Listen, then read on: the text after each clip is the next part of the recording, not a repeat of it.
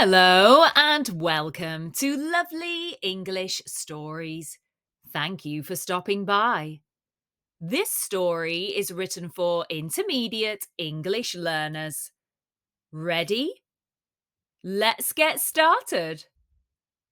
B1, B2 English story. In a rush. Carla was always in a rush. She never seemed to have a spare minute.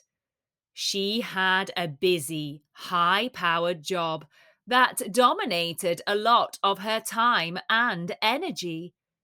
She worked long hours, but she loved what she did. When she wasn't working, she was working out. She was a long-distance runner and felt that the combination of running and her demanding job went hand in hand. When she was running, she was able to work through the day's stresses and arrive back home feeling more relaxed and ready for bed. On weekends, Carla liked to socialize with her friends, cook, and see her family. She was an avid cook. She thought about creating her own cooking content, but didn't seem to have quite enough time. She had also taken up language learning, which was harder than she had imagined. She remembered it being easier at school, but then again, learning languages can get harder as you age. On top of her job, running, hobbies, and socializing, Carla also volunteered at the local hospital whenever she could. She read to poorly children and helped the nurses with whatever they needed. It could be emotionally draining, but it was worth it. She wanted to try and give back whenever she could. Although Carla's life was very full, she was starting to feel like she couldn't enjoy it. She rushed from one place to another and had the constant nagging feeling that she needed to get a move on. She looked at her calendar each morning and felt a sense of dread wash over her. She had so much to do and felt like she didn't have the time to fit it all in. The feeling of unease got gradually worse. She struggled to sleep and tossed and turned most nights, thinking about what she had to do, where she had to go, and who she needed to help or advise. It was all becoming a little too much. She didn't want to have to rush from place to place. She wanted to feel calm and collected. She wanted to enjoy her life and feel fulfilled, like she had in the past. She had resigned herself to the fact that she had perhaps bitten off more than she could chew. Carla checked her diary and saw that she had a relatively free Sunday coming up. All she had to do was pop and see her parents.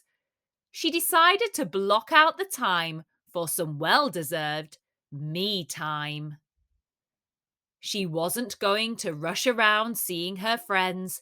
She was going to stay at home all afternoon and evening, relax, and make a plan of action. Carla couldn't remember the last time she had an afternoon to herself. She was overjoyed at the thought. She bought some of her favorite snacks and a face mask. She was going to pamper herself and relax. Heaven. By the time Sunday came around, Carla felt her body start to feel very tired. She had overdone it at work and was stressed with her language learning, as she felt like she was struggling to retain the words she had previously learnt. Although she really wanted to study, she knew this Sunday really was going to be a day of rest. As soon as she got back from her parents, she had a bath and listened to some relaxing music. Then she put on a face mask and relaxed on the sofa watching films. It felt like heaven. She even put her phone on aeroplane mode for the first time since she last flew. The peace and quiet was just what she needed. She sat up on her sofa and got out her notebook. She decided to make a list of all her commitments during the week. Then she split them up into what she had to do and what she didn't have to do.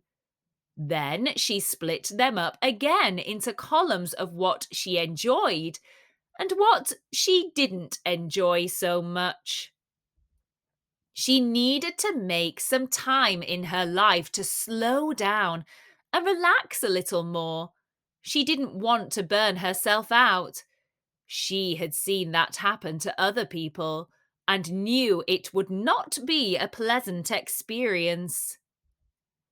Carla decided to allocate at least 4 hours a week to herself. That would be one full evening after work or an afternoon on a weekend. It may not sound like a lot, but to Carla, it was a step in the right direction. Just one afternoon of relaxation had really proved to her that she needn't rush anymore, that life can be just as exciting in the slow lane. Now, let's go through some vocabulary from the story. We did add some advanced idioms, phrases, and vocabulary in there to help you improve. So let's start with some of those first. To get a move on. To get a move on means to hurry up. To bite off more than you can chew. This idiom means to try and do something that is perhaps a little too difficult. To resign oneself. This phrasal verb means to make yourself accept something that you do not like because you cannot change it. Some of the advanced vocabulary in the story includes to allocate. To allocate. To allocate means to give something to someone as their share of a total amount and to use it in a particular way. Retain. To retain. To retain means to keep or continue to have something. To dread. To dread. To dread is to feel extremely worried or frightened about something that is going to happen or that might happen. For example, you might be dreading your English exams. Now let's go through some of the intermediate vocabulary. Commitment. Commitment is a promise or firm decision to do something. Constant. If something is constant, it is happening a lot or all the time. Dominate. To dominate is to have control over a place or a person. Emotionally. Emotionally. Emotionally is in a way that is full of strong emotions or feelings. Heaven. Heaven. If something is heaven, it is a situation that gives you great pleasure and happiness. For example, when you are on holiday, perhaps you are in heaven. Rush. To rush. If you are rushing, then you are going or doing something very quickly. To struggle. To struggle. If you are struggling, then perhaps you are experiencing difficulty and trying to make great effort in order to do something. Volunteer. To volunteer is to offer to do something that you don't have to do, and it's often without being paid or asked to do it. Demand. To demand. To demand is to ask for something forcefully or in a way that shows that you do not expect to be refused. Spare. Spare. If something is spare, it is available to use because it is extra. For example, spare change or a spare room. We hope you enjoyed this lovely English story and the vocabulary explanations. Thank you for stopping by. And don't forget to like, subscribe, and share. Get productive and check out our language learning productivity packs on Etsy. You can find the link in the description box below. Use code YouTube10 for 10% off. See you soon!